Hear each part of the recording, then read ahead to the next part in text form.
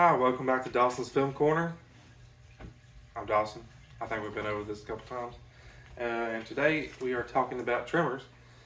Uh, I have the TAC Pack, which is the first 4 films. I mean, it's nothing really special. Uh, I am looking at getting the Arrow editions of Tremors 1 and Tremors 2, just because I think they look good, just especially the cover art and everything.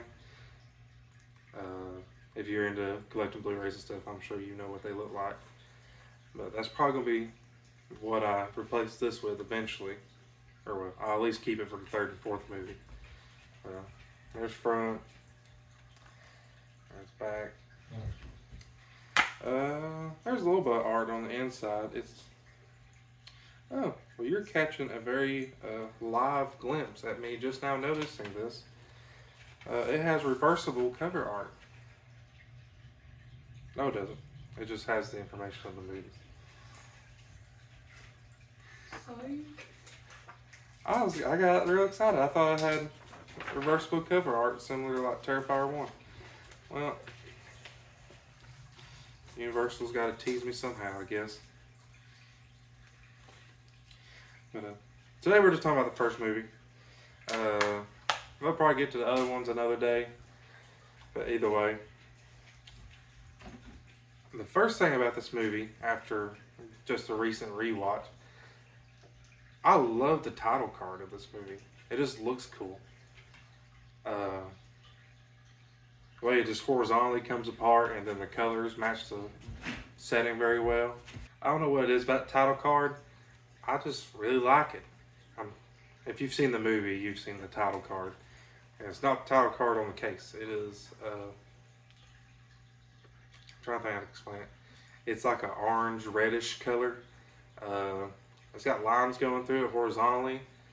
And then once the title card starts going away, or dissipating, whatever, it starts spreading apart horizontally. And then you open up into the first scene with Val and Earl. I don't know, I just find it really cool. Speaking of Val Earl, something I really like about this movie is how well they immediately show how natural these characters are together. You can tell they've been together for a long time, and they almost act like brothers, in my opinion. I don't know, I have a younger brother. But this, they're bickering back and forth, things like that. And a running gag in the movie is them playing paper, rock, scissors to do stuff. I just think it's a pretty funny gag, and just shows their character throughout the movie. It's not like, oh, here's these characters for first quarter of the movie, and then they're totally different people the rest of the movie. They stay the same characters throughout the movie. They even go through their own little arcs. Val a little bit more than Earl. It's a horror movie, so I mean, there's not like character study arcs or nothing, but they have their own little arc, you know. This movie does such a good job of practical effects, from the graboids to everything, honestly. I know the graboids are the main thing, but there's other practical effects in the movie. I think Kevin Bacon does a pretty decent job in this movie, for it being a movie he doesn't talk about a lot anyway. And then there's also that scene where he keeps missing the nail trying to build that fence.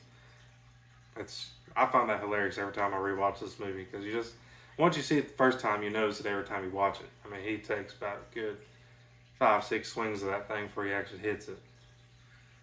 Speaking of characters, Michael Gross's character, he is the best parts of all these Tremor movies.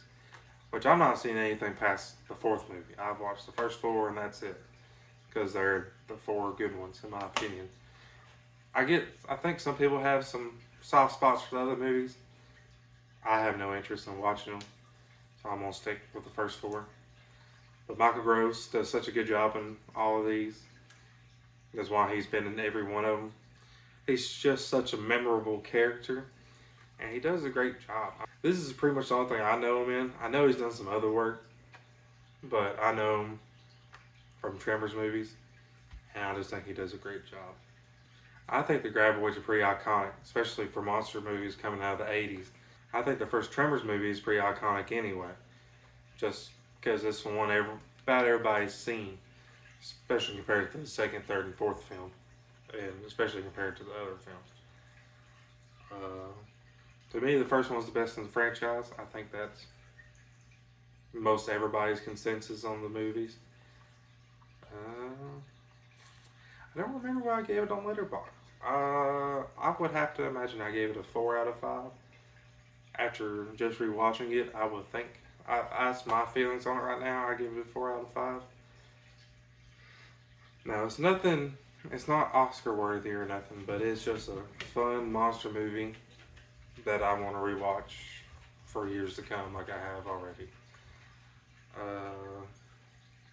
And if you have an older copy, and you think about picking up the Blu-ray, I don't know if there's a 4K of this. Maybe. I think I saw on Arrow's website there's a 4K. I could be wrong, so don't hold me to it. But I know there's a Blu-ray, obviously.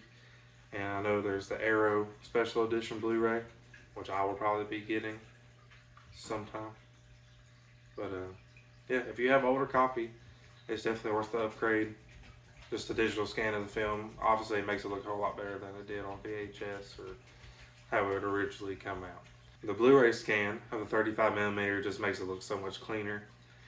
It's just, if you have it and you like rewatching the movie, it's definitely worth the upgrade, in my opinion. Just to bring it more of a modern standard of picture definition. I think that's all I got this time. I was pretty good about my notes so far. Been trying that. Maybe it's a little less rambly than the first couple of videos. And I'm still getting the hang of the uploading everything and the shorts. It's kind of a pain in the butt because I can't seem to get shorts to upload on my desktop. So I have to do it on the phone. And it's just a whole process. But we're getting there. Anyway, hope you guys enjoyed it.